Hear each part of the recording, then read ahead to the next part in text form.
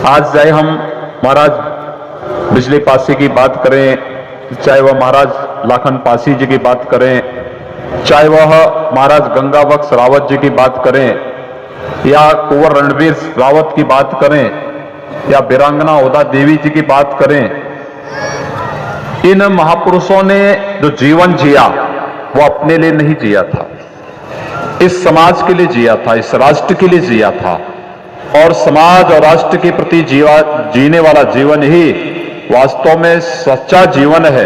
और उस सच्चे जीवन के साथ हम सबको जोड़ने के लिए आज जिस प्रकार से कार्यक्रम यहाँ पर रामनरेश रावत जी और उनके सभी सहयोगियों के द्वारा प्रारंभ किया गया है, ये सचमुच स्वागत योग्य कदम है। मैं इसके लिए इन सब की सराहना करता हूं, इन सब के प्रति अपनी शुभकामनाएं भी व्यक्त करता हूं।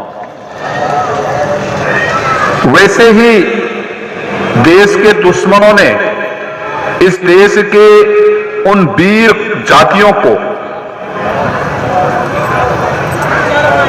विमुक्त जातियां घोषित नहीं की थी, वे भयभीत थी, वे आक्रांत थी आप सबसे, आपके पूर्वजों से, उनके शौर्य से, उनके पराक्रम से। और इसीलिए उनके द्वारा बार बार एक प्रयास होता था कि किन कैसे भी हो हम लोग इन जातियों को नेस्तनाबूद कर दें, समाप्त कर दें। लेकिन मुझे लगता है कि हर कहावत अपने आप को चरितार्थ करती है। जाको राखी साइयां मार सको ना कोई। और यह बात मुझे लगता है कि पासी जाति के साथ भी देखने को मिली है। कितना अत्याचार हुआ है 12वीं 13वीं शताब्दी से लेकर के और 19वीं शताब्दी के पूर्वार्ध तक लगातार अत्याचार होता रहा। यानी 700 वर्षों तक जिस जाति ने केवल अत्याचार सहा हो, लेकिन उस सब के बावजूद लड़ते हुए, भूखों रहते हुए, भटकते हुए, केवल देश की स्वाधीनता से विधर्मियों को, विदेशियों को, देश के शत्रुओं से इस धरती को मुक्त कराना है, इसके लिए लड़ते रहे। यही राष्ट्रीयता है, यही सच्चा राष्ट्र प्रेम है। और इसी के बारे में महर्षि अरविंद ने एक बात कही थी।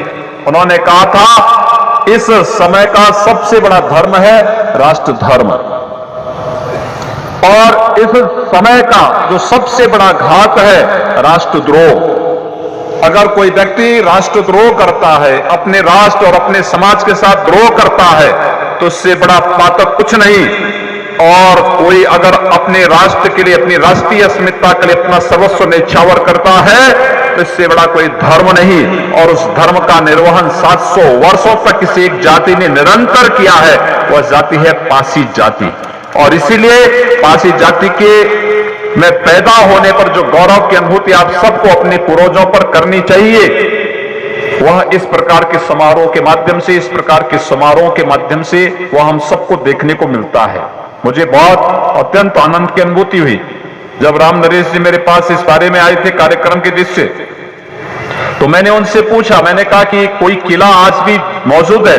उन्होंने कहा हाँ महाराज, बिजली पासी का किला मौजूद है और वहीं पर कार्यक्रम होना है। अभी जब मैं यहां पर आया, मैं डॉक्टर दिनेश शर्मा जी से ये बातचीत कर रहा था कि देखिए शौर्य पराक्रम क्यों का था।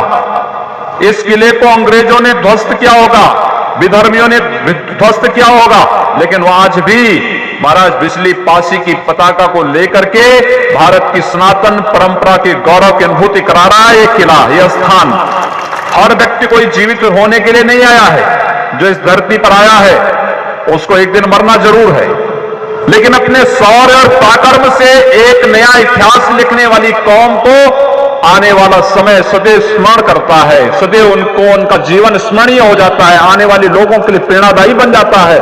और वही कार्य तो आपके पूर्वजों ने किया था, वही कार्य तो किया। आज अगर वे लोग भी उन राजाओं की तरह विधर्मियों के सामने घुटने टेक देते, संधि कर लेते, तो क्या आप सब इतनी बड़ी संख्या में पिछले 6-7 घंटे से यहां पर बैठ करके अपने पूर्वजों की इस गाथा को सुन रहे होते? क्या कोई नहीं सुनता, कोई नहीं स्मरण करता। क्यों आज इतनी बड़ी संख्या में हम लोग यहां पर एकत्र हुए हैं? क्योंकि शौर्य और पराक्रम की जो गाथा आपके पूर्वजों ने लिखी, चाहे वह महाराज बिजली पासी रहे हो, चाहे वो महाराज लाखन पासी रहे हो, और चाहे वह महाराज गंगा बख्श पास जो रावत रहे हो, उन सब ने जो एक अमिट छाप छोड़ी है राष्ट्रीयता की, आज वो हम सब की रगों में वही रक्त बह रहा है। और वही कारण है हम सब इस अवसर पर एकत्र होकर के उन पूर्वजों के प्रति सम्मान का भाव व्यक्त कर रहे हैं।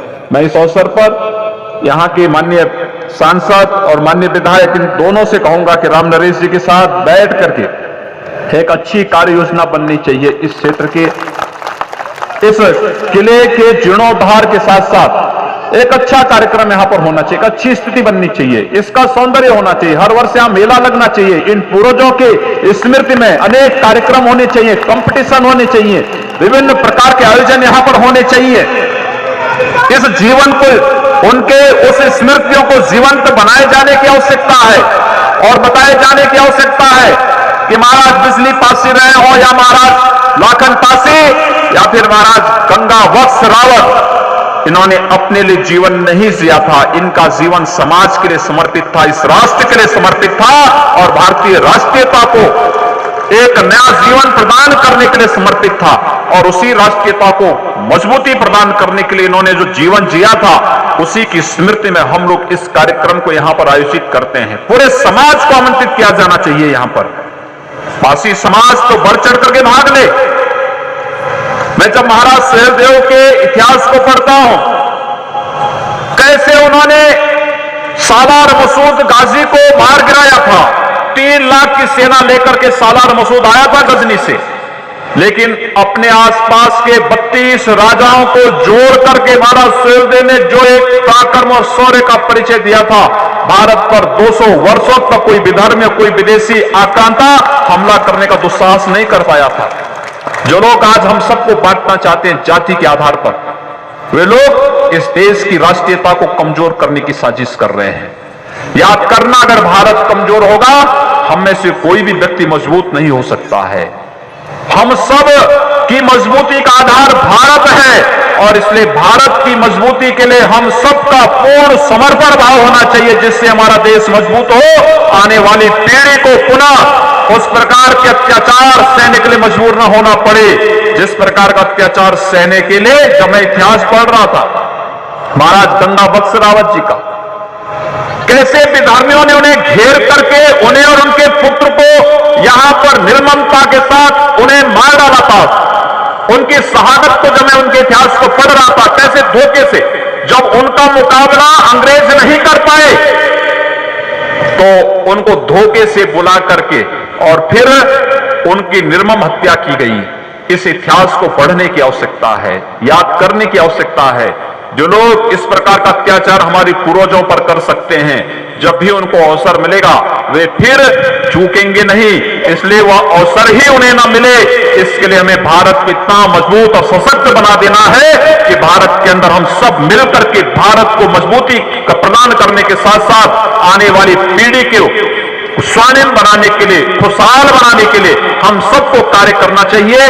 और मैं फिर कहूंगा कि यहां पर हमारे जो माननीय सांसद हैं, यहां की जो माननीय विधायिका हैं, वे राम नरेश रावत जी और इस समाज के लोगों के साथ बैठ करके मिलकर के ठोस कार्य योजना बनाए।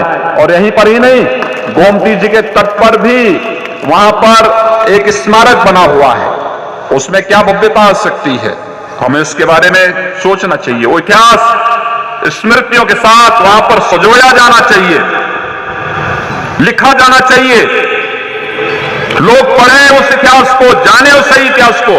क्योंकि इस देश में आजादी के बाद जिन लोगों ने इतिहास लेखन का कार्य किया, उन लोगों ने बहुत सारे इतिहास को सही परिप्रेक्ष्य में लिखने का प्रयास नहीं किया है।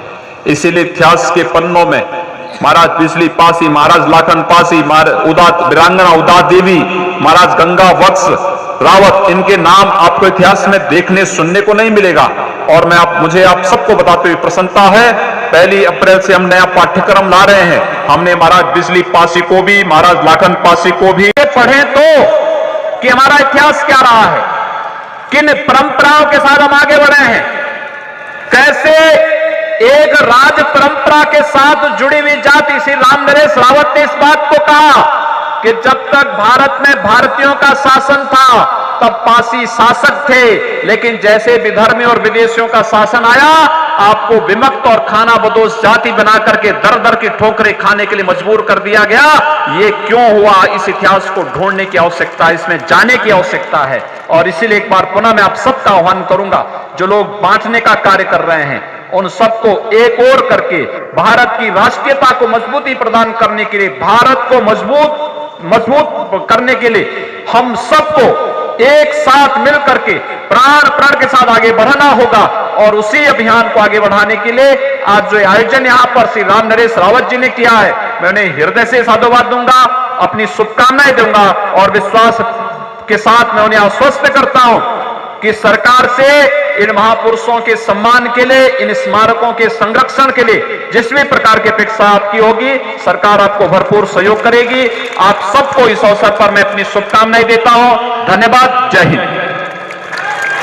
माननीय, अभी 2 मिनट बैठे रहेंगे सब लोग अपनी जगह पर, अपनी जगह 2 मिनट बैठे रहेंगे। माननीय